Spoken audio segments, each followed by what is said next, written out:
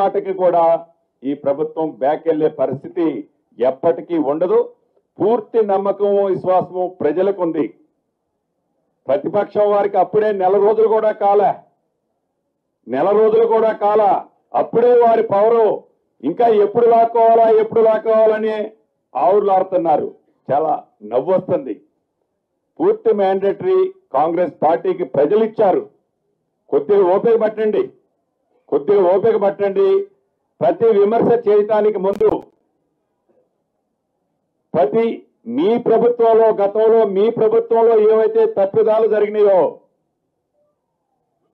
ఆ తప్పిదాలని ఈ ప్రభుత్వంలో జరుగుతున్నట్టు చూపిస్తే ప్రతి ఆధారంతో సహా ఈ ప్రభుత్వం బయట పెట్టడానికి సిద్ధంగా ఉంది. మాటలతో కాదు, ప్రతి డాక్యుమెంట్ ని కూడా ప్రజల ముందు పెట్టడానికి ఈ ప్రభుత్వం ఉంది.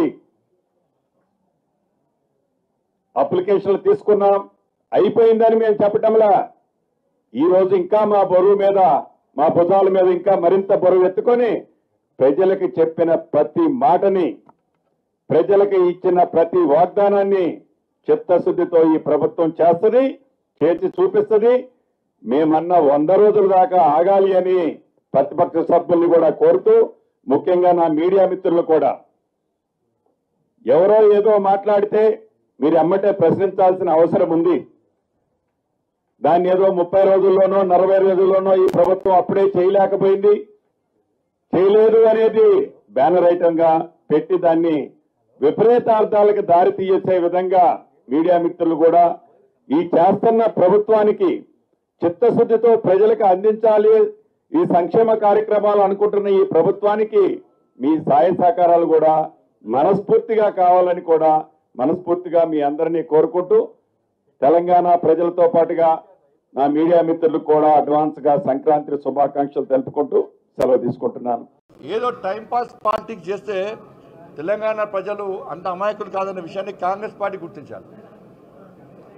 ఇలా కిషన్ రెడ్డి గారు సిబిఐనే గొర్రెల మంద దాడి చేసేది, గుంటనక్క గొర్రెల దాడి చేస్తున్నారు, మంద దాడి చేస్తున్నారు. మీరు సిబిఐ విచారణకు సిద్ధమా కాదా? సిద్ధం కాదు చెప్పండి. మేము సిబిఐ విచారణకు సిద్ధం కాదు.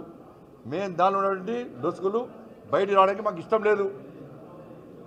దానిలో జరిగిన అక్రమాలు బయట తీసుకోవడం మాకు ఇష్టం లేదు. కాంగ్రెస్ చెప్పండి. అది చెప్పరా ఇది చెప్పరా? సిబిఐ విచారణకు కిషన్ గారు డిమాండ్ చేస్తే తప్పుడు విమర్శలు చేసి వాళ్ళు డైవర్ట్ చేసే ప్రయత్నం చేస్తారా?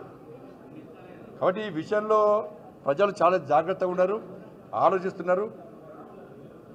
తెలంగాణ రాష్ట్రం అభివృద్ధి జరగాలంటే, ఈ అప్పుల పాలని తెలంగాణ రాష్ట్రాన్ని కాపాడబడాలంటే, సంక్షేమ పథకాలు అమలు జరగాలంటే కేంద్రంలో తిరిగి ఫిర్ ఎక్ బార్ మోడీ సర్కార్ అని చెప్పి ప్రజలు ఆలోచిస్తున్నారు. కాబట్టి ఇవాళ తిరిగి కేంద్రంలో నరేంద్ర మోడీ ప్రభుత్వం ఏర్పడబోతుంది. కాబట్టి తెలంగాణ రాష్ట్రం నుంచి కూడా ఎక్కువ సంఖ్యలో పార్లమెంట్ సభ్యులను భారతీయ జనతా పార్టీ సభ్యులను గెలిపిస్తే ఇంకా ఎక్కువ నిధులు వచ్చే అవకాశం ఉంది. మోడీ గారిని ఒప్పించి మెప్పించి సార్ తెలంగాణ ప్రజలు కేంద్రంలో భారతీయ జనతా పార్టీ ప్రభుత్వం ఏర్పడాలని కోరుకున్నారు సార్. అందుకే ఎక్కువ సంఖ్యలో పార్లమెంట్ సభ్యులను గెలిపించారు. తెలంగాణ రాష్ట్ర అభివృద్ధిని చేయాలి సార్, దానికి ఇంకా సహకరించాలి సార్. గతంలో ప్రభుత్వం కేంద్ర నిధులను వాడుకోలే, కేంద్ర ప్రభుత్వానికి అభివృద్ధి చేద్దామని సహకరించలే. అది దుర్మార్గ ప్రభుత్వం, మూర్ఖ ప్రభుత్వం, దాని పీడ విరగడైంది సార్. కనీసం ఇప్పుడన్నా కేంద్ర ప్రభుత్వ సహకారంతో తెలంగాణ రాష్ట్రం అభివృద్ధి చెందాలని చెప్పి మోడీ గారిని ఒప్పించి మెప్పించే అవకాశం ఉంది. కాబట్టి మోడీ గారి దానికి సానుకూలంగా స్పందిస్తున్నారు. కాబట్టి తెలంగాణ రాష్ట్ర అభివృద్ధి కట్టుబడి ఉన్నారు. కాబట్టి తెలంగాణ రాష్ట్ర సమాజం వాళ్ళు ఆలోచించి ఇవి ఢిల్లీ ఎన్నికల్లో మోడీ గారి ప్రభుత్వం రావాల్సిన బాధ్యత ఉంది. మోడీ గారి ప్రభుత్వాన్ని ఏర్పాటు చేయాల్సిన బాధ్యత ప్రతి భారతీయుని మీద ఉంది, ప్రతి తెలంగాణ పౌరు మీద ఉంది. కాబట్టి అందరూ కలిసికట్టుగా భారతీయ జనతా పార్టీ పద్ధతి ఇవ్వాల్సిందిగా కోరుతామని